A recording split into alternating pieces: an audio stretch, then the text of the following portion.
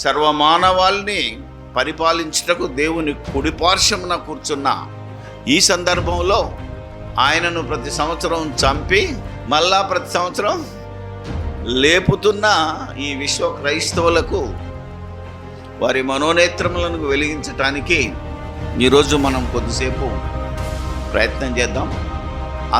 ఇందులో మీలో ఎవరైనా ఉన్నా మీ మనోనేత్రములను వెలిగించుకోవాలనేదే నా బాధ, నా ద్వారా దేవుని బోధ.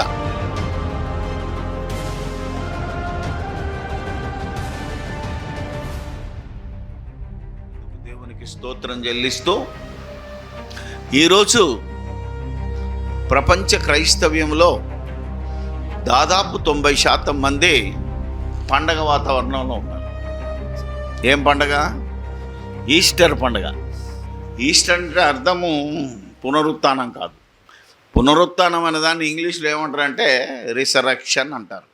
క్రీస్తు మరణాన్ని జయించి తిరిగి దేవుని చేత లేపబడి సర్వమానవాల్ని పరిపాలించుటకు దేవుని కుడిపార్శ్వమున కూర్చున్న ఈ సందర్భంలో ఆయనను ప్రతి సంవత్సరం చంపి మళ్ళా ప్రతి సంవత్సరం లేపుతున్న ఈ విశ్వ క్రైస్తవులకు వారి మనోనేత్రములను వెలిగించటానికి ఈరోజు మనం కొద్దిసేపు ప్రయత్నం చేద్దాం.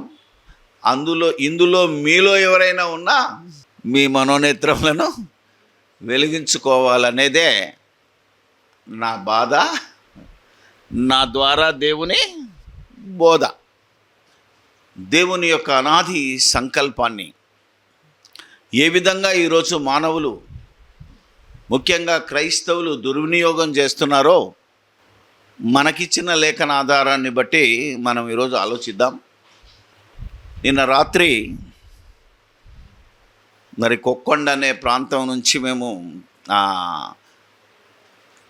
వివాహ సందర్భంలో మాట్లాడి తిరిగి వస్తుండగా సరిగ్గా సమయం ఏమైందంటే అప్పటికి 12 అయింది.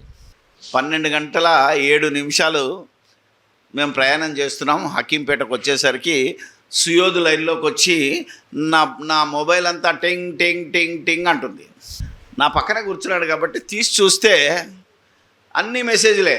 ఏంటి అవి? ఆయన ఇక్కడ లేడు, లేచి ఉన్నాడు, హ్యాపీ ఈస్టర్, హ్యాపీ ఈస్టర్ వరుసగా వస్తున్నాయి. వాటిని చూసి పిల్లోడు ఒక మాట అన్నాడు. నాతో అనలేదు, వాళ్ళ డాడీతో అంటున్నాడు. ఆయన డ్రైవింగ్ చేస్తున్నాడు. ఏం డాడీ, ఈ 24 అవర్స్ లేదా ఈ 48 అవర్స్ ఏమైనా అబ్జర్వేషన్లో పెట్టారా యేసుక్రీస్తును? అంటే లేస్తాడా లేవడా అని ఒక అబ్జర్వేషన్లో పెట్టి 12 కాగానే మెసేజ్లు ఇవ్వాలి నా వీళ్ళు. నిజంగా నా మైండ్ బ్లాక్ అయిపోయింది. ఒక పిల్లోడు, ఒక ఇంజనీరింగ్ చదువుతున్న పిల్లోడు మామూలుగా, అవునా కదా, ఒక యవనస్తుల మెంటాలిటీ ఎలా ఉందంటే ఈరోజు ఈ క్రైస్తవం ఎంత చచ్చిపోయిందో చాలా బాధ అనిపించింది. హ్యాపీ ఈస్టర్ అనేది సరిగ్గా 12 అయ్యేదాకా చూస్తున్నారన్నమాట. అప్పటికి కానీ వీళ్ళకు బుర్ర ఎలగట్లేదు లేదా నమ్మకం లేదన్నమాట. Really wondered. అప్పుడే అనుకున్నాను, ఈ సచ్చినోళ్లకు మరోసారి సావగొట్టాలని. అర్థనా కదా? ఎందుకంటే అయినా సచ్చిన పావును ఎంతసేపు సావగొడతాం కానీ తప్పదు, మరలా చెప్పాల్సిందేనని దేవుని వాక్యం బోధించింది కనుక ఈరోజు పొద్దు నుంచి నాకు అవే మెసేజ్లు. నాకు ఎంతమంది అయితే మెసేజ్లు పెట్టారో వాళ్ళందరికీ నేను ఒకే ఒక్క మెసేజ్ ఇచ్చాను. తెలుసా మీకు? మన ఐబిటి ఫ్యామిలీలో కూడా పెట్టాను. ఎంతమంది చూశారు? దాదాపు ఒక 100 వాట్సాప్ గ్రూపుల్లో ఏమని చేశానో తెలుసా? 1 కొరింథీయులకు రాసిన పత్రిక 15వ అధ్యాయం 3వ వచనం. నాకు ఇయ్యబడిన ఉపదేశమును మొదట మీకు అప్పగించి తిని, అదేమనగా వ్రాయబడిన లేఖనాల, దేవుని మాటల ప్రకారము, లేఖనముల ప్రకారము క్రీస్తు మన పాపముల నిమిత్తము మృతి పొందెను, సమాధి చేయబడెను, వ్రాయబడిన లేఖనముల ప్రకారమే 3వ దినమున దిస్ ఈజ్ గాస్పల్. ఇది ఈరోజు మనము ఈ ప్రపంచానికి చెప్పవలసిన సువార్త ఇది. కానీ ఇప్పటికేం చెప్తున్నారు? ఆయన ఇక్కడ లేడు, లేచి ఉన్నాడంట. ఇంతకీ ఆ మాటలు ఎవరికి చెప్పారు, ఎప్పుడు చెప్పారు, ఎక్కడ చెప్పారు? 2000 సంవత్సరాల క్రితము దేవదూతలు ఆ రోజు ఇంకా అవిశ్వాసంలో ఉన్న శిష్యులు పరిగెత్తుకొని సమాధి దగ్గరకు వచ్చినప్పుడు వాళ్ళకు చెప్పబడిన బోధ ఏంటంటే ఆయన ఇక్కడ లేడు. ఎక్కడున్నాడు మరి? ఆయన ఆల్రెడీ లేచి ఉన్నాడు, మీకంటే ముందుగా గలిలేకి వెళ్తాడని చెప్పాడు. ఇప్పుడు వీళ్ళకెందుకు? వీళ్ళకేం చెప్పాలి మనం ఈరోజు? ఇది మళ్ళా రెఫరెన్స్ ఎవరికంటే మళ్ళీ క్రైస్తవులకే, అవునా కదా? ఈరోజు సర్వలోకానికి చెప్పవలసిన, నేను అన్ని గ్రూపులో పెట్టాను, ఓన్లీ క్రిస్టియన్ గ్రూప్సే కాదు, నాన్ క్రిస్టియన్ గ్రూప్లో కూడా ఇదే పెట్టాను. వాళ్ళు కూడా నాకు పెట్టారు హ్యాపీ ఈస్టర్ అని. నేను ఒక్క ఈస్టర్ రోజు సంతోషించేవాడిని కాదు. ఎప్పుడు సంతోషిస్తాను నేను? ఎల్లప్పుడూ 24/7 పండగ దినాన్ని ఆనందించడానికి ఉంది. అసలు పండగ చేయమని ఎవడు చెప్పాడు వీళ్ళకి? కొలసీలకు రాసిన పత్రిక 2వ అధ్యాయము. ఇప్పటికీ క్రైస్తవులకు పండగ రోజే దేవుడు గుర్తొస్తాడు, పండగ రోజే యేసుప్రభు గుర్తొస్తాడు. ప్రతిరోజు గుర్తుకు రావాల్సిన యేసు స్వామి పండగ రోజే గుర్తొస్తున్నాడంటే ఈ క్రైస్తవులు ఇంకా క్రీస్తు బోధలో లేరు. చూద్దాం, కొలస్సీలకు రాసిన 2వ పత్రిక 2వ అధ్యాయము 16వ వచనం. కాబట్టి అన్నము రెండోసారి ఏం చెప్పాను? నీకు అర్థమయ్యే భాషలో తినుమా తాగుమా, అది దాని అర్థం. బైబిల్ తెలియని వారు ఎవరైనా ఉంటే మనకేం సంబంధం లేదు, కానీ బైబిల్ నమ్మని వారు ఎవరైనా ఉంటే వాళ్ళ విషయంలో మనకు సంబంధం లేదు. కానీ మాకు బైబిల్ తెలుసు, మాకు దేవుడు తెలుసు, మేము దేవుడికి తెలుసు అని విర్రవీగుతున్న ఈ వీర భక్తులను బట్టి బాధపడుతూ ఈరోజు ఈ వాక్యం చదివిస్తున్నాను. కాబట్టి అన్నము పానము, పండుగ అమావాస్య విశ్రాంతి దినము అను వాటి విషయంలోనైనను మీకు తీర్పు తీర్చ ఎవనికి, అంటే పండగ కానీ విశ్రాంతి దినం కానీ అమావాస్య కానీ ఎందుకు జరుపుతున్నారు అని ఎవడైనా మిమ్మల్ని క్వశ్చన్ చేసే అవకాశము ఇయ్యొద్దు. అది తీర్పు తీర్చ ఎవనికి అవకాశం, అంటే జడ్జిమెంట్ చేయొద్దు. నువ్వు జడ్జిమెంట్లోనికి, వాడి జడ్జిమెంట్లోనికి నువ్వు రాకూడదు. లోకానికి జడ్జిమెంట్ చేసే స్థితి క్రైస్తవుడిది, అంతే కదా. మనం లోకమునకు తీర్పు తీర్చువారము, ఇతరుల చేత మనం ఎందుకు తీర్పు తీర్చబడాలని 1 కొరింథీ 6వ అధ్యాయంలో ఉంటుంది. ఇప్పుడు మనం ఆలోచిస్తున్నాము పండగ విషయంలో. అమావాస్య నాడు పండగ చేయాలా, పౌర్ణమి నాడు పండగ చేయాలా, విశ్రాంతి దినం నాడు చాలా ప్రత్యేకంగా ఉండాలి.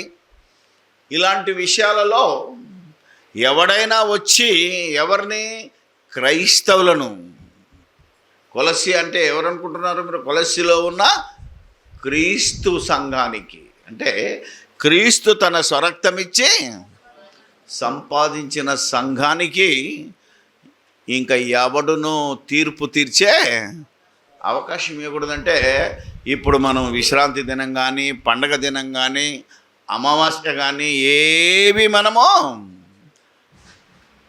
పాటించనవసరమో లేదు. ఇవి రాబోయే వాటి ఛాయే కానీ నిజస్వరూపము నిజస్వరూపము క్రీస్తులో ఉన్నదంట. ఆల్రెడీ క్రీస్తు వచ్చేసాడు, వాటి నెరవేర్పు జరిగిపోయింది. క్రీస్తు దగ్గరికి నడిపించటానికి నాటి ఇశ్రాయేలులకు పండగలు ఇచ్చాడు దేవుడు. ఆ పండగల విషయమే మీకు నిర్గమకాండంలో రాశాడు. ఇంకా ముఖ్యంగా మనం ఆలోచిస్తే ఇశ్రాయేలులకు 7 పండగలు దేవుడే చేయమని చెప్పాడు ఖచ్చితంగా. ముఖ్యంగా ఈరోజు మనకు పనికొచ్చేది, ఎందుకంటే క్రైస్తవ్యము ఈస్టర్ పండగ చేసుకుంటున్నది కనుక దానికి పనికొచ్చేదే నిర్గమ 12లో ఉంది. దాన్ని తర్వాత తీసుకెళ్తాను మిమ్మల్ని. ఇప్పుడు ఎవరును తీర్పు తీర్చా అవకాశం ఇవ్వకుడి, ఇచ్చి క్రీస్తులో ఉన్నది అతి వినయాసక్తుడై దేవదూతల ఆరాధనయందు ఇచ్చ అంటే ఇష్టం కలిగి తాను చూచిన వాటిని గురించి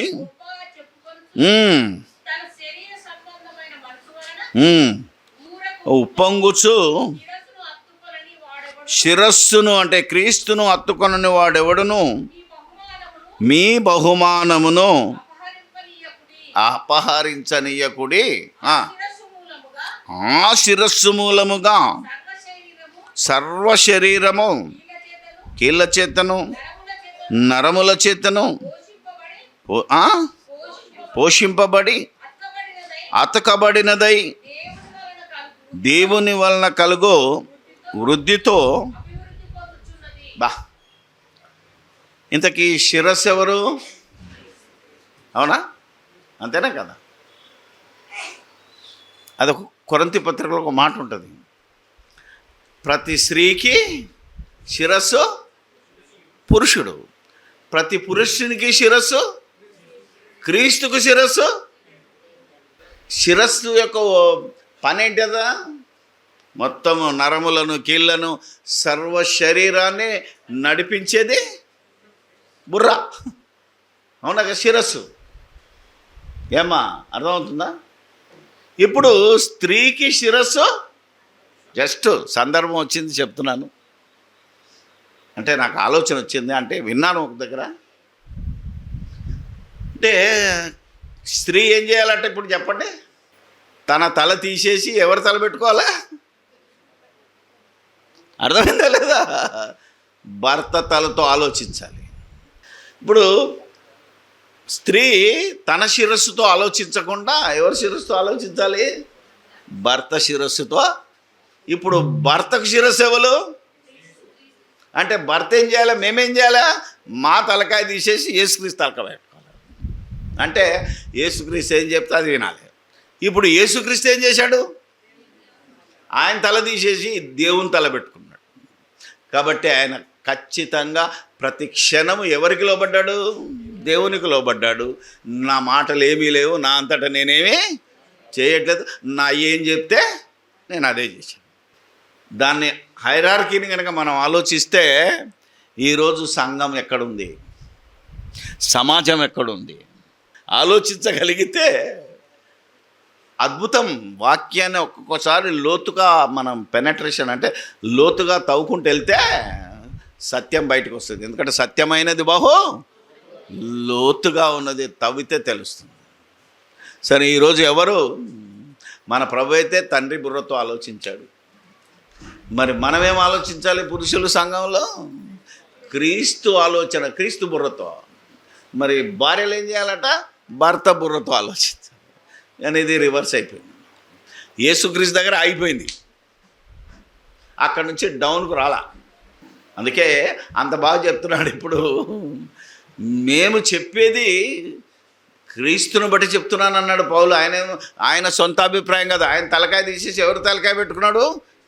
క్రీస్తు తలకాయ పెట్టుకున్నాడు. క్రీస్తు ఆలోచన విధానాన్ని ఫాలో అవ్వడు. నేను క్రీస్తుని పోలే నడుచుకున్నానే తప్ప నా సొంత ఆలోచన నేను కాదు. ఏమన్నాడు? నేను ఇక జీవించువాడను నేను కాను, నేను క్రీస్తుతో సిలువేయబడి ఉన్నాను, నా యందు క్రీస్తే జీవించుచున్నాడు. ఇలా జీవించిన వాడికి పండగతో పని లేదు, అమావాస్యతో పని లేదు, విశ్రాంతి దినంతో పని లేదు. ఇవన్నీ రాబో వాటి ఛాయ. ధర్మశాస్త్రంలో పండగలు చేయమన్నాడు దేవుడు. ఎందుకు చేయమన్నాడు అంటే మనల్ని ఆనాటి ఇశ్రాయేలును యేసుక్రీస్తు వద్దకు నడిపించడానికి. వాళ్ళు నడిపించారు, అవునా కదా? వాళ్ళను దేవుడు నడిపించాడు, క్రీస్తు వచ్చాడు. ఇప్పుడు క్రీస్తు మనల్ని నడిపిస్తున్నాడు. అపోస్తులు ఏం చేశాడు? మనల్ని క్రీస్తు వద్దకు నడిపించారు కూడా. కానీ ఇప్పటికీ యేసుక్రీస్తు లేచాడా లేదా అనేది డౌట్ ఉన్నదంటే కొన్ని సంఘాల్లో ఎలా ఉన్నది, కొందరు 4 గంటలకు లేచి సన్ రైజ్ సర్వీస్ అంట, కొందరు సమాధిలోకి వెళ్తారు. సమాధిలోకి ఎందుకు వెళ్తున్నారు? అవునా కదా? వీళ్ళే మళ్ళీ పోస్ట్ పెట్టారు ఏమని, ఆయన ఇక్కడ లేడు, సజీవుడైన వాడిని సమాధుల్లో ఎందుకు వెతుకుతున్నారని వాక్యం మళ్ళీ వీళ్ళే పెడతారు. చేస్తున్న దానికి చెబుతున్న దానికి పొంతనలేని పరిస్థితి. అందుకే సంఘము రోజు రోజుకు నిర్వీర్యమైపోతుంది. అందుకు చెప్తున్నాడు దేవుడు, మీరు పండగలు చేయడానికి వీల్లేదు. అప్పుడు హోషేయ గ్రంథంలోనే ఇశ్రాయేలునే తిట్టాడు దేవుడు, మీ పండగ దినాలను నేను మాన్పిస్తాను, దుఃఖ దినాలుగా మార్చేస్తాను. మీరేదో తినడానికి అలవాటు పడ్డారు, తాగడానికి. ఎందుకంటే వాళ్ళకు పండగ వచ్చిందంటే తినాలి. ఇప్పుడు క్రీస్తు యొక్క మరణము, సమాధి, పునరుత్థానము లేఖనముల ప్రకారం, అంటే క్రీస్తును మన ఆనాటి ఇశ్రాయేలును క్రీస్తును వద్దకు నడిపించటానికి నిర్గమాకాండంలో ఒక ఉదాహరణ చూపించాడు.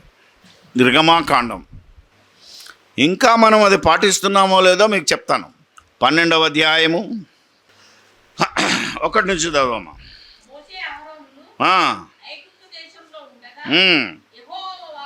ఇలా సెలవిచ్చాను,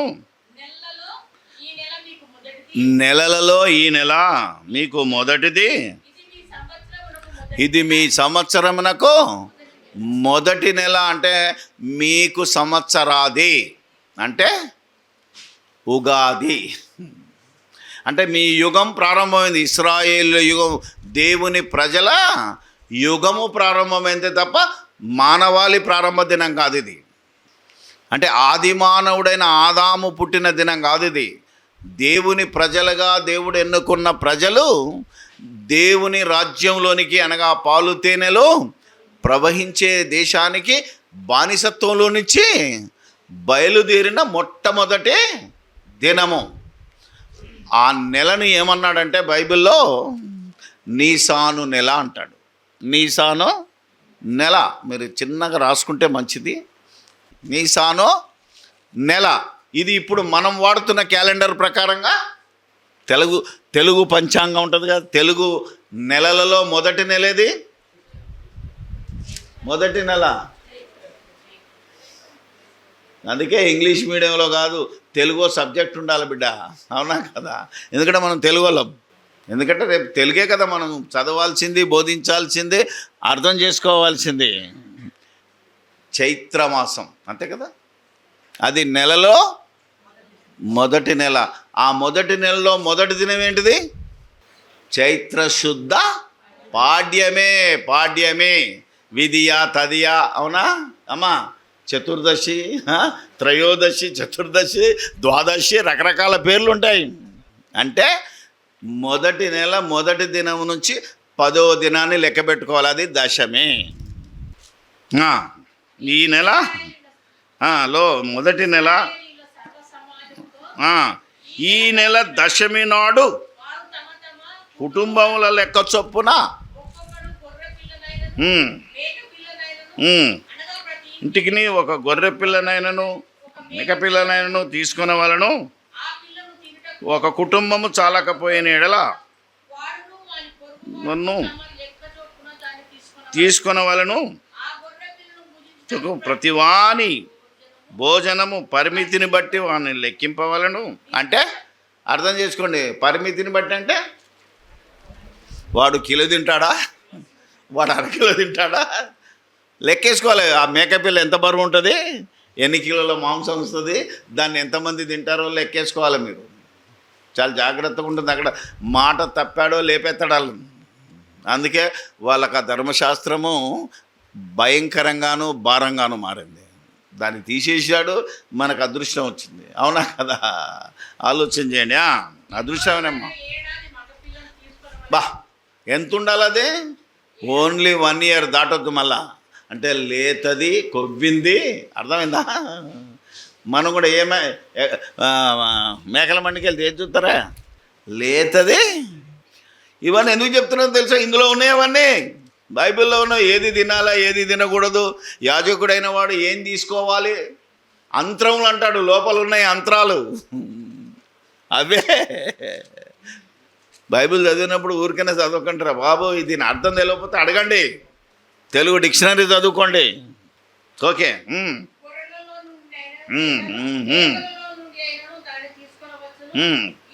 14వ దినము వరకు మీరు దాన్ని ఉంచుకొనవలెను. సమాజము వారు సాయంకాలమందు దానిని చంపి కొంత తీసి నిదను పై కమ్మీల ముందు చల్లి ఆ రాత్రియే వారు దానిని అగ్ని చేత కాల్చబడిన అంశమును పొంగని రొట్టెలను తినవలను. చేదు కూరలతో ఎంత బాగుందో తెలుసా మీకు? ఇవన్నీ రాబో వాటి ఛాయ. నిర్దోషమైన గొర్రెపిల్ల ఎవరంటే యేసు ప్రభు. ఆయన ఎప్పుడు బలిచ్చారనుకుంటున్నారు? 10వ రోజున తీసుకొచ్చారు. వచ్చాడు కదా, గాడిద మీద గాడిదే పిల్ల మీద ఎక్కువచ్చిన రోజు ఏదనుకుంటున్నారు? దశమే. దాన్ని మనోళ్ళు ఏం పెట్టారు? మట్టలాదివారం. అవునా? ఆ 10వ దినాన తీసుకొచ్చి 4 రోజులు దాన్ని మేపాలంటాడు. ఎందుకంటే తినాలంటే మంచిగా ఉండాలి కదా. మరి ఏమ్మా, రేపు కోస్తామని తెలిసినా మనం మేకను కట్టేసి ఏం పెడతాం? మంచి గడ్డి పెడతాం. ఎందుకంటే ఆలోచన చేయాలి మనం. ఈ మేక పిల్లను కూడా 4 రోజులు మేపారు. అందుకే 4 రోజులు యేసు ప్రభు ఆ బేతనీయకి వెళ్ళి వచ్చాడు, తిన్నాడు, అన్నీ చేశాడు సంతోషంగా. 14వ రోజున ఏం చేయాలన్నాడు? సాయంకాలం దాన్ని చంపేయాలి. ఆ రాత్రి పొంగని రొట్టెలతో తినేయాల, చేదు కూరలతో తినేయాలన్నాడు. జాగ్రత్తగా ఉండాలి. చేదు ఎందుకట? ఆరోగ్యానికి మంచిది. ఏమ్మా, యేసు ప్రభు దాహం అవుతున్నప్పుడు ఏమి ఇచ్చారు? ఎందుకు ఇచ్చారు అనుకుంటున్నారు? చేదు బాధను తగ్గించేది. బైబిల్ ఇది. డాక్టర్ అని చెప్తాడు, అవునా కదా? షుగర్ వచ్చిందనుకో ఏం తినమంటాడు? కాకరకాయ. ఏముంటుంది? చేదు. దేవుడు మన కోసం నియమించి రాసినరా. మనం బైబిల్ చదువుతున్నప్పుడు ఆహా దేవుని గొప్పతనం, సూపర్. చూసి అదే అంత్రములు అంటే ఏంటిది? లోపల ఉన్నవి కాలేయము, కిడ్నీ అవన్నీ ఉంటాయి చూడు, స్పెషల్ తెచ్చుకుంటారు.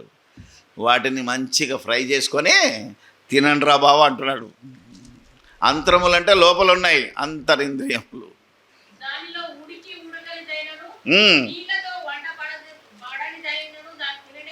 కూడదు, కాలం వరకు దానిలో దేది మిగిలింపకూడదు. ఉదయకాలంలో దానిలో మిగిలినది అగ్నితో దాన్ని తినవలసిన విధానం ఏమనగా, మీ నడుము కట్టుకొని చెప్పులు తొడుక్కొని మీ కర్రలు చేత పట్టుకొని త్వరపడుచు దాన్ని తినవలను. అది యెహోవాకు పస్కా బలి. ఆ పస్కా బలిని వాళ్ళకి ఎందుకు ప్రవేశపెట్టాడు అంటే, రాబోయే కాలములో యేసుక్రీస్తు అనే పస్కా బలి పశువుగా యేసు వధించబోతున్నాడు. కనుక మీరు పస్కా పండుగ చేశారు, నో ప్రాబ్లం. ఆ పస్కా పండుగ బలి జరిగిపోయింది. ఎన్నడు? నీసాను నెల 14వ దినం. గుర్తుపెట్టుకోవాలి. ఆ రోజు వారాలకు పేర్లు లేవు. ఈరోజు క్రైస్తవులు మర్చిపోతున్నారు. అది ఇప్పుడున్న వారాలను లెక్క పెట్టుకుంటున్నారు తప్ప అప్పుడున్న వారానికి పేర్లు లేవు. అప్పుడు మొదటి దినం, 2వ దినం, 3వ దినం, 4వ దినం, ఇలా 30 దినాల తర్వాత మళ్ళీ మొదటి దినం. సో 14వ దినాన బలైపోయాడంటే యేసుక్రీస్తు మరణించాడు. ఎన్ని రోజులకు లేస్తాడు? 3వ దినము కానీ 3 దినములైనా తర్వాత కానీ 3 రోజుల మనకు సువార్తలో ఉంటుంది. నేను 3వ దినాన తిరిగి లేస్తానంటాడు. 3 దినములైనా ఏదైనా ఒకటే, 3వ దినం కానీ 3 దినములైనా తర్వాత. ఇప్పుడు మన వాళ్ళు పెట్టిన, నేను మొన్న ఊరికనే ఎట్లుంటుందో చూద్దామని హ్యాపీ గుడ్ ఫ్రైడే అని పెడితే ఒక సాటర్డే ఆమె ఏం చేసింది, మీది గుడ్ ఫ్రైడే కదా, గుడ్డి ఫ్రైడే అన్నది. గుడ్ ఫ్రైడే కాదంట, ఏంటిది అది, గుడ్డి ఫ్రైడేనట. చనిపోయిన తర్వాత శుక్రవారం చనిపోతే శనివారం మళ్ళా తెల్లారి 3 రోజులు వచ్చిందా? యాక్చువల్గా శుక్రవారం సాయంత్రం 6 గంటలగా వాళ్ళకు శనివారం ప్రారంభమవుతుంది. శుక్రవారం నాడు పెట్టారనుకుందాం, శనివారం ఒక దినం అయిపోయింది, మళ్ళీ ఆదివారం ఉదయమే లేచిపోయాడు కదా, 3 రోజులు రాలేదు కదా. మరి యేసుక్రీస్తు మాట అబద్ధం అవుతుంది. ఇదే విషయాన్ని ముస్లిం సోదరులు, ఇంటర్నేషనల్ ముస్లిం సోదరుడు ఛాలెంజ్ చేశాడు. దానికి పేర్లు వద్దు కానీ చెప్తున్నా, దానికి విజయవాడలో మేము పోటీ మీటింగ్ పెట్టాం.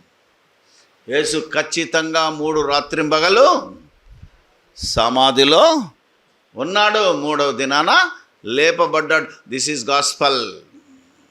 అది చాలా మరి విచిత్రమైన మలుపులు తిరిగి పోలీస్ స్టేషన్లోను కోర్టు కేసులోనూ ఎత్తుక్కొని 2 సంవత్సరాల తర్వాత బయటకు వచ్చాను. సువార్త నిమిత్తమే. అది నేను ప్రత్యక్షంగా అనుభవించాను. యేసుక్రీస్తు సువార్త ప్రకటన కోసం 2 ప్రమోషన్లు పోడగొట్టుకున్నాను.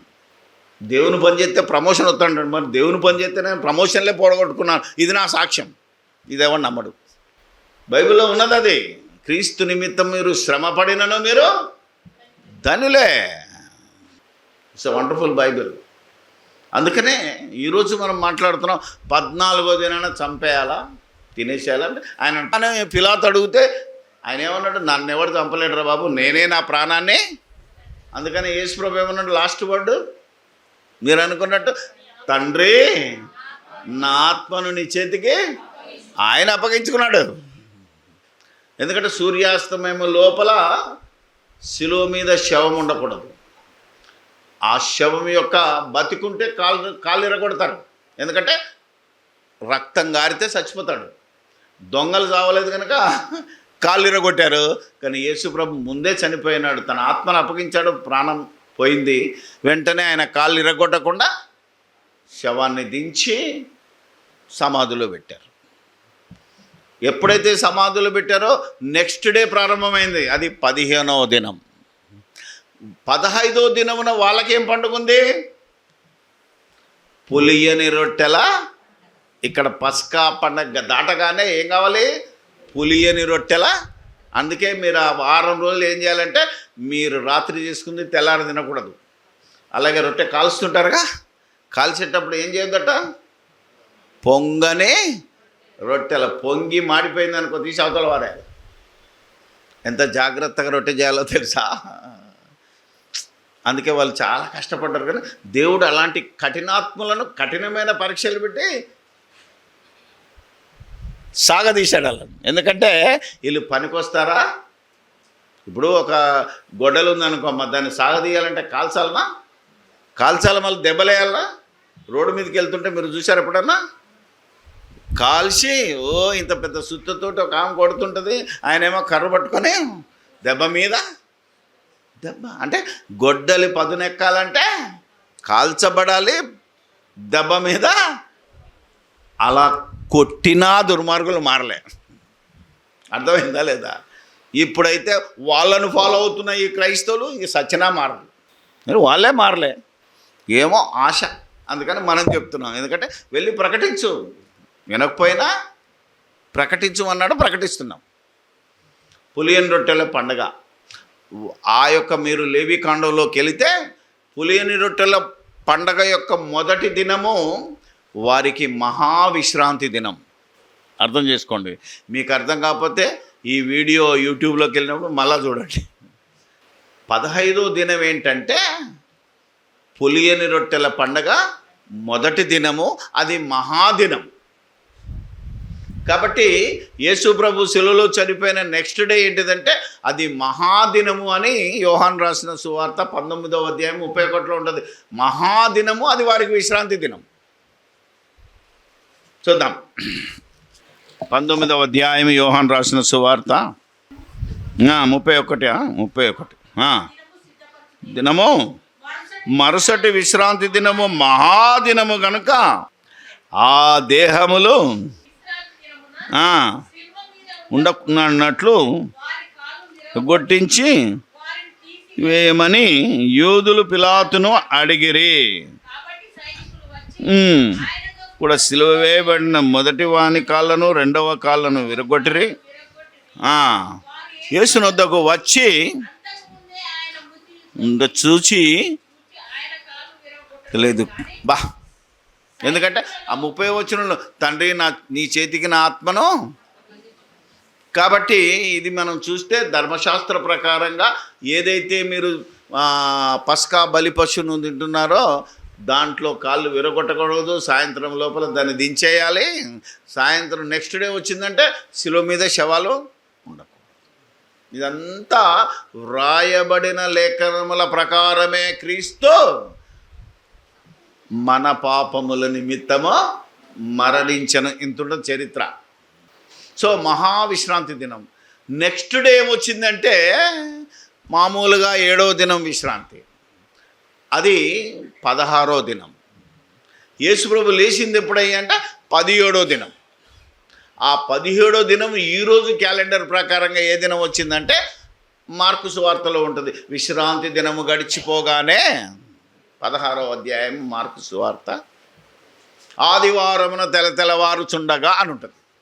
ఈ మనుషులు ఈ ఆదివారం పెట్టుకున్నారే తప్ప ఈ తెలుగు బైబిల్ తర్జుమా చేసేటప్పటికీ విశ్రాంతి దినము శనివారం అని, దాని తర్వాత వచ్చే దినము ఆదివారం అని ఫిక్స్ అయిపోయింది కనుక తెలుగు తర్జుమాదారులు ఏం చేశారంటే విశ్రాంతి దినం శనివారం, నెక్స్ట్ డే ఇప్పుడు ఆదివారమే పునరుత్థాన దినం అని మనోళ్ళు రాసుకొని ఆ రోజున ఈస్టర్ పండుగ చేసుకుంటున్నాం. ఇంత అజ్ఞానముతో ప్రవేశపెట్టబడిన పండగ ఇది.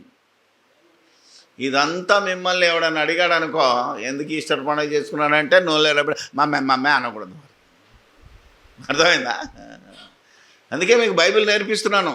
మీరు చదువు వచ్చినా చదువు రాకపోయినా సచ్చినట్టు బైబిల్ తెలియాలి మీకు. ఎందుకంటే తెలియని అజ్ఞానులుగా మనం ఉండకూడదు. తెలిసిన అజ్ఞానం అయితే నేనేం చేయలేను కానీ. ఓకే, ఇప్పుడు మనం ఆలోచన చేస్తే మార్కు సువార్తలో ఉంది కదా 16వ అధ్యాయం 1.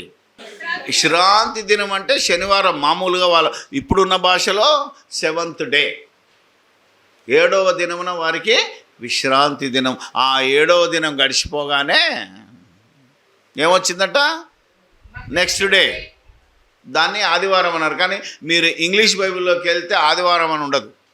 అక్కడ చూస్తే first day of the week. 7th day జరగగానే మళ్ళీ ఏమొస్తుంది? వారానికి 7 రోజులు కదమ్మా. మొదటి రోజు, రెండో రోజు, మూడో రోజు, నాలుగో రోజు, ఐదో రోజు, 6వ రోజు, 7వ రోజు, మళ్ళా ఫస్ట్ డే వస్తుంది. ఒరిజినల్ భాషలో first day of the week అని ఉంది కానీ ఆదివారం లేదు.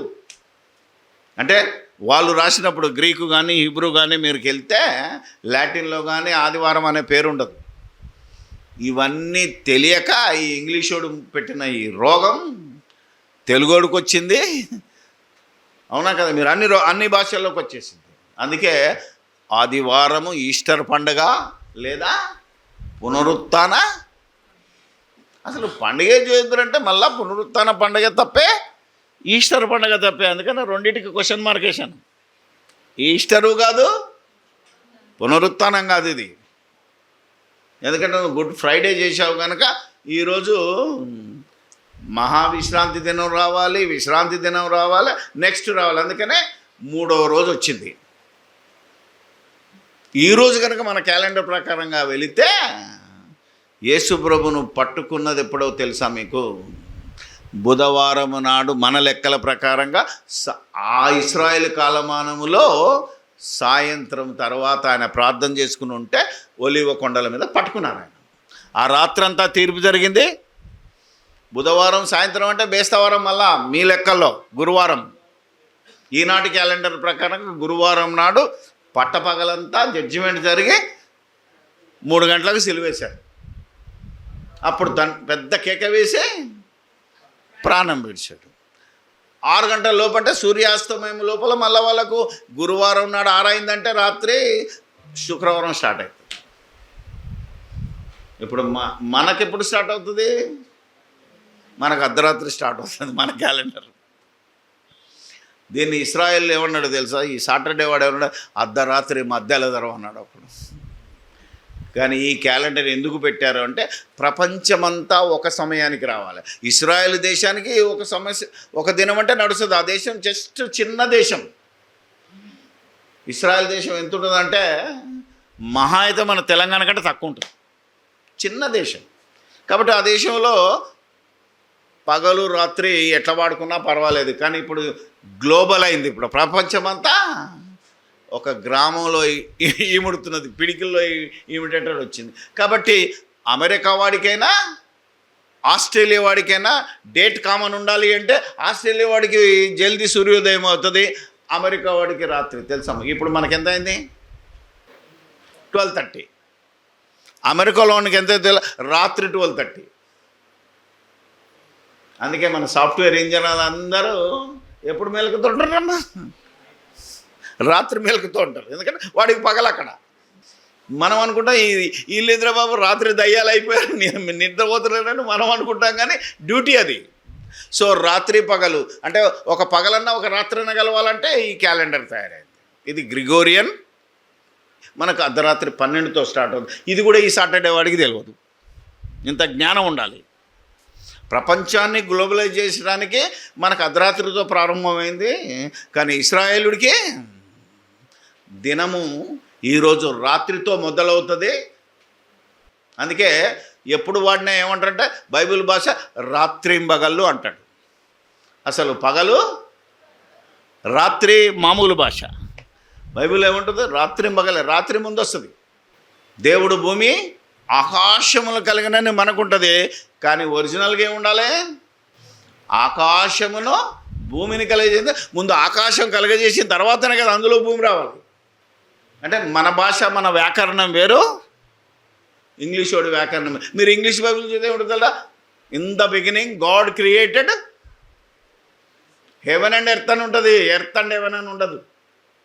ఏమా అది ఇంగ్లీష్ వ్యాకరణము, ఇది తెలుగు వ్యాకరణము. తర్జుమా చేసిన విధానాలు మీకు తెలియాలి బైబిల్. ఇవి తెలియకుండా అంతమంది పోటీలు అంటారు, డిబేట్లు అంటారు. ఈ జ్ఞానం లేనితో డిబేటే వద్దని నేను పెట్టుకున్నాను. ఇలాంటి జ్ఞానం తెలియనితో ఏం డిబేట్ చేస్తాం చూసారా? అందుకనే ఇవన్నిటిని మనం ఆలోచిస్తున్నాం ఈరోజు. అందుకనే ఈరోజు కనుక గుడ్ ఫ్రైడే ఎందుకయిందంటే ఒరిజినల్గా ఇప్పటి కాలమాన ప్రకారం మన తెలుగు క్యాలెండర్ ప్రకారం చూస్తే ఆయన గురువారం నాడు చనిపోయాడు, శుక్రవారం నాడు. According to the Hebrew calendar, not Telugu calendar. Hebrew calendar ఇశ్రాయేలుల కాలమానం లేదా బైబిల్. ఎందుకంటే ఆయన చచ్చిపోయినప్పుడు ఏ క్యాలెండర్లు అమరులో ఉందో ఆ క్యాలెండర్ తీసుకోవాలి నువ్వు. ఇప్పుడు తీసుకుంటే ఎట్లా? ఇప్పుడు కయ్యూను నోదు దేశంలో కాపురం ఉండేని అన్నాడు. అసలు కయ్యూను బతుకున్నప్పుడు నోదు దేశం లేదు. మరి నోదు దేశం అని ఎప్పుడు వచ్చింది ఆ పేరు? మోషే ఆదికాండం రాసేటప్పటికే కయ్యూను బతికిన ప్రాంతం ఏమై పిలువబడుతుందంటే నోదు దేశంగా పిలువబడుతుంది. ఇంత జ్ఞానం లేనప్పుడు అరే కయ్యూను ఉన్నప్పుడే దేశాలు ఉన్నాయి రాబాయ్ అంటాడు. అప్పుడు బైబిల్ చదివినప్పుడు ఆడికి అదే అర్థం అవుతుంది. కానీ బైబిల్ చదివిన జ్ఞానవంతుడిగా సమయమో సందర్భము తెలియాలి మనకు, ఎవరితో మాట్లాడుతున్నారు. So wonderful. అలా 15వ దినం 16వ దినంన సమాధిలో పెట్టబడ్డాడు. సమాధిలో ఉంచబడింది ఆయన దేహం. 16వ దినం గడిచిపోయిన తర్వాత 17వ దినము తెల్లవారుచుండగా ఆయన దేహము మహిమ శరీరంగా మార్చబడి అక్షయ శరీరంగా లేపబడింది. ఈ అమాయకులు ఏం చేశారంటే వీళ్ళకి ఇంకా నమ్మకం లేదు, నేను 3వ దినాన లేస్తాను రా బాబు, లేచి మీకంటే ముందు గలిలీలో ఉంటానని యేసుప్రభు చెప్పినా వాళ్ళకి ఇంకా పరిశుద్ధాత్మ అనుగ్రహింపబడలేదు కనుక వాళ్ళు ఇంకా డౌట్తో వెళ్ళిపోయాడు. పేతురు పరిగెత్తుకొని వెళ్ళాడు, అందరూ వెళ్ళారు. అంతకంటే ముందు మరియమ్మే వెళ్ళింది. అర్థమైందా లేదా? వాళ్ళు ఇంకా పూర్తి విశ్వాసం లేరు. అంటే కొంచెం అటు ఇటు కాకుండా వెళ్ళేసరికి ఆల్రెడీ దేవదూత ఏమన్నది, ఇక్కడ లీడరా బాబు, సజీవుడైన వాడిని మీరు సమాధుల్లో అని అప్పుడే తిట్టారా లేదా? మరి ఇప్పటికీ వీళ్ళు సమాధులు ఎందుకు ఎత్తుకుతారు ప్రతి ఈస్టర్ రోజు? వై యు ఆర్ గోయింగ్ ఇట్లా అన్నామనుకో, నేను టార్గెట్ ఇప్పుడు ఎవరికి? క్రైస్తవులకే. వీడేంద్రబాబు ఇలా మమ్మల్ని తిడుతున్నాడు, మరి మిమ్మల్ని తిట్టవద్దా, వాడిని తిడుతూ ఊరుకుంటాడా? వాళ్ళ జోలికి వెళ్ళకూడదు అన్నాడు కదా. ఏమైనా వెళ్తే మనల్ని మనమే కరెక్షన్ చేసుకోవాలా, మన విశ్వాసాన్ని మనమే సరి చేసుకోవాలి. అందుకే ఈరోజు ఈ బోధ క్రైస్తవులకు పడట్లేదు. ఐబీటీగా అయిపోయావు అంటాడు ఒకడు, జాన్ గారి దగ్గరికి వెళ్ళావా అయిపోయినావు అంటాడు. ఇంకా అంతే. సామెతల గ్రంథంలోనే ఉంటుంది. ఏమని? 15:15 ఏముంటుంది? క్రీస్తు పూర్వం 1000 సంవత్సరాల క్రితమే సొలొమోను చెప్పాడు, జ్ఞాని. ఏమన్నాడు? మీరు మర్చిపోతారు అలా, అందుకే మళ్ళా గుర్తు చేస్తున్నాను. బాధపడువాని దినములన్నీ దుఃఖకరములు, శ్రమకరములు, సంతోష హృదయునికి నిత్యమో వెందో. ఇప్పుడు క్రైస్తవులకు సంతోషమా ఏడుపా? ఎందుకో? యేసు నన్ను రక్షించాను అంతనే కదా. అంటే సంతోషమా కాదా?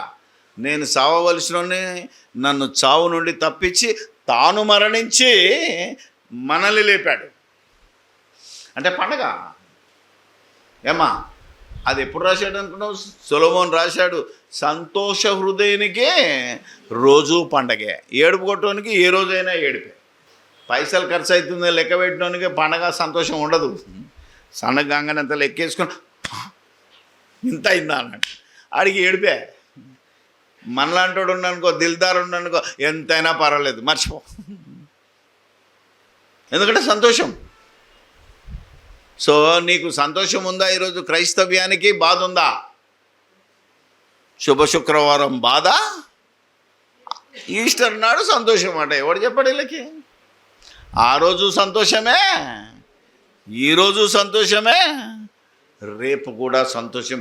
24/7 సంతోషం. అందుకే అన్నాడు కొలసీలకు రాసిన పత్రికలో, మీరు పండగ, అమావాస్య, విశ్రాంతి దినం అను వాటి విషయంలో మీరు తీర్పు అవకాశము ఇయ్యకుడే. క్రైస్తవుడైనా పర్వాలేదు, క్రైస్తవేతరుడన్నా పర్వాలేదు, ఒక హేతువాది అడిగినా ఆడికి అవకాశమే. అందుకే మేము రోజు పండుగ చేసుకుంటున్నాం అన్నాం. ఇంకెవడు ప్రశ్నించను. మేము రోజు ఆరాధిస్తామన్నాను. మీరు ఆదివారమా శనివారం అన్నాను. ఒక ఆయన అడిగాడు నన్ను, నేనేమన్నాను?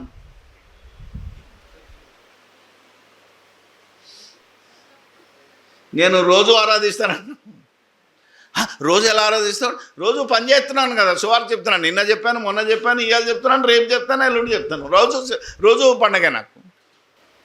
ఇందులో మీకు ఎవరికన్నా డౌట్ ఉంటే మీరు మొదలు పెట్టండి, అప్పుడు మీకు తెలుస్తుంది, అర్థమవుతుంది. రోజు ఆరాధిస్తున్నారా లేదా? యేసుప్రభు డైలీ ఆరాధించాడు. ఆయన ఈవెందో యూదుడైనా ఆయనకు విశ్రాంతి దినమున ఆరాధన చేయాలని ఆజ్ఞ ఉన్నా ఏం చేశాడు ఆయన? రోజంతా పనే, రోజంతా దేవుని జ్ఞాపకం చేసుకోవడం, దేవుని మాటలు చెప్పడం, రాత్రి వచ్చి ప్రార్థన చేయడం. దేవుని జ్ఞాపకం ఉంచుకొని దేవుని మాటలు చెప్పడమే దేవుణ్ణి ఆరాధించటం. అది రోజు చేయాలి క్రైస్తవు. సన్ రైజ్ ఆరాధన అని ఒకడంటాడు, అర్ధరాత్రి ఆరాధన అని ఒకడంటాడు, మళ్ళీ వచ్చి పడుకుంటాడు, తెల్లారలేవాడు. ఏమండి? అలా ఉంటుంది మన పరిస్థితి. ఏది చేయకూడదో అది చేస్తున్నాం, ఏది చేయాలో చేయలేకపోతున్నాం. దట్ ఈస్ వాట్ దేవుడు మనల్ని కోరుకుంటున్నది అదే. అందుకనే ఈరోజు లేచాడని నువ్వు పండగ చేసుకున్నావు, నో డౌట్. నువ్వు లేస్తావా లేదా? ఏమ్మా మనకెప్పుడు ఇష్టరు? ఇప్పుడు చెప్పు. ఆయన లేచాడు, ఆయన డ్యూటీ అయిపోయింది, ఆయన పరలోకం వెళ్ళిపోయాడు, పెద్ద ప్రాబ్లమే లేదు. ఆయన లేచినందుకు నిన్ను పండగ చేసుకోమని లేదు. నువ్వు లేస్తే నీకు పండగ. లేచావా? లేస్తావనే గ్యారెంటీ ఉందా? గుండెల మీద చేసుకొని చెప్పంటాను. ఆ మాట అంటే అందరూ డౌనే. అర్థమైందా లేదా? పండగ చేద్దామంటే ముందు నువ్వు లేస్తావా అని అడిగితే చెప్పలేదు సార్, తెలియదు సార్ అంటే. అదిగో నీకు తెలియకుండా నీకు తెలియదు, నువ్వు పండగ చేస్తే నీకెట్లా? తెలియని దాన్ని చేసినాను ఏమంటారు? వాడు అడిగాడట 1 కొరింథీ 15లో ఈ సువార్త ప్రకటిస్తుంటే నమ్మలేదట. అప్పుడు అరే మాకు కనబడ్డాడయ్యా, మేము చూసాం కల్లారా అని చెప్తే 35వ వచనంలో ఏమంటున్నాడో ఒకడు వచ్చి, అయితే మృతులు ఎలాగూ లేతురు వారెట్టి శరీరముతో ఒత్తురు అని ఒకడు అడుగుతాడు. వాడిని ఏమన్నాడు దేవుడు? ఒరే అవివేకి అంటే ఒరే ఫూల్ అంటున్నాడు. ఇంగ్లీష్లో ఫూల్ అని ఉంటుంది. అంటే ఏమో లేస్తామో లేవమని ఎవడైతే డౌట్ పడతాడో వాడిని ఏమన్నాడు దేవుడు? ఒరే అవివేకి, ఒరే ఫూల్ అన్నాడు. అక్కడి నుంచి చూస్తే నీకు బుద్ధి ఉందా అన్నాడు. ఏమైంది సార్ అంటే, నీ కళ్ళ ముందే ఒక గోధుమ గింజను పాతితే అది చచ్చితేనే కదా బ్రతికింపబడదు.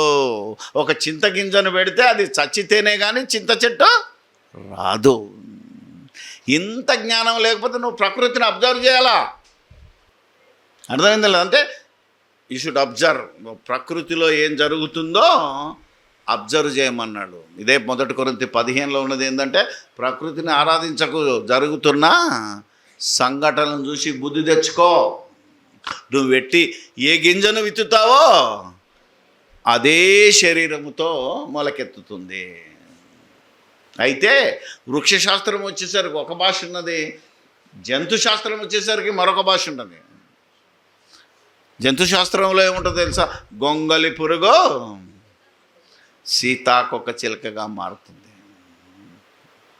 చావకుండానే రూపాంతరం. అర్థమైందా మీకు? చావకుండానే మరో ఎగిరిపోయే శరీరాన్ని ధరించింది. యేసుక్రీస్తు వచ్చిన రోజు నువ్వు చావాల్సిన అవసరం లేదురా, కనురెప్పపాటులో నువ్వు మార్పు చెందుతావు. ఈ రక్తమాంసములతో కలిగిన దేహము అక్షయ శరీరముగా రూపాంతరము చెందు. దీన్ని విడవాల్సి వస్తుంది. మట్టిలో పాతకపోయినా ఈరోజు యేసుప్రభు వస్తే ఇమీడియట్ చేంజ్. అంత గొప్ప అవకాశం దేవుడు మనకిచ్చాడు.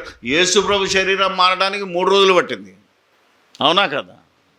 అదే మన శరీరం రెప్పపాటులో అంటాడు. క్షయమైనది అక్షయముగా. ఈ 1 కొరింథీ 15వ అధ్యాయం చదవండి. ఎలా లేస్తావో, ఎందుకు లేస్తావో నీకు ఫుల్ గ్యారంటీ ఇచ్చింది బైబిల్. ఆయన లేచాడు, అయిపోయింది. నువ్వెలా లేస్తావో ఆలోచించమన్నది. నువ్వు లేచిన రోజున, అవునా కదా, నీకు పునరుత్థాన పండగ. అది ఎక్కడ చేసుకుంటావు? ఇక్కడ కాదుగా. దేవుడున్న లోకంలో ప్రతిరోజు పండగే.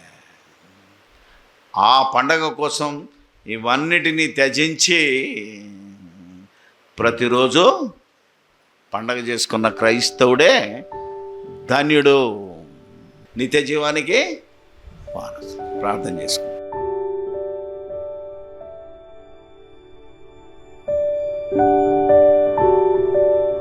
పరిశుద్ధుడవైన మా తండ్రి,